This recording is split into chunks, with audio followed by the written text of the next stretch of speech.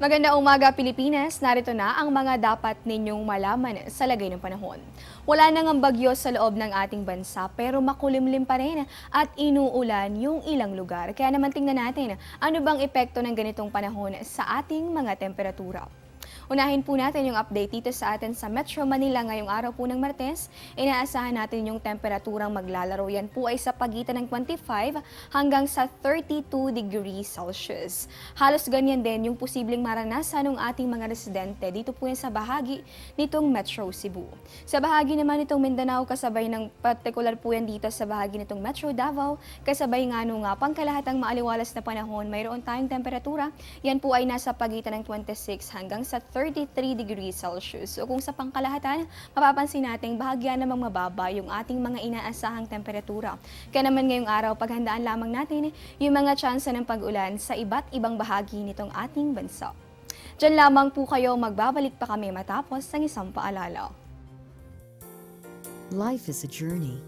Each morning is a step closer to our goals. Every day, we discover new things, new meanings, new heights. As we move constantly in life, we need to feel at home. That is why we surround ourselves with things that give us reasons to enjoy and cherish life to the fullest.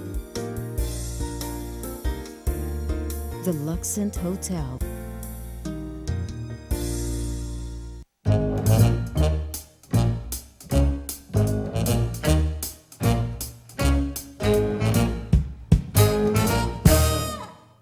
Dito sa ating programa, hindi lamang panahon ang ating binabantayan, kundi maging ang epekto nito sa paglala ng mga sakit na banta sa ating kalusugan. Sa Florida, USA, nakumpirma yung 4 na kaso ng local Zika virus. Ito'y matapos magpositibo ang mga biktima. Yan ay sa virus kahit walang ni isa sa kanila ang nagbiyahe abroad o nagkaroon ng interaction sa mga may sakit. Ang Zika ay isang uri ng vector-borne disease na kadalasang nakukuha mula sa kagat ng lamok na nagdadala ng virus. Nakamamatay ito, subalit mas pinangangambahan yung epekto nito sa mga sanggol na nakikitaan ng pagliit ng ulo o brain underdevelopment. Pinapayuhan naman ng mga residente, maging dito sa Pilipinas, na panatilihin yung kalinisan para maiwasan yung mga posibleng pamahayan ng mga lamok na maaaring magdala ng Zika virus na kadalasang naitatala sa mga tropical countries.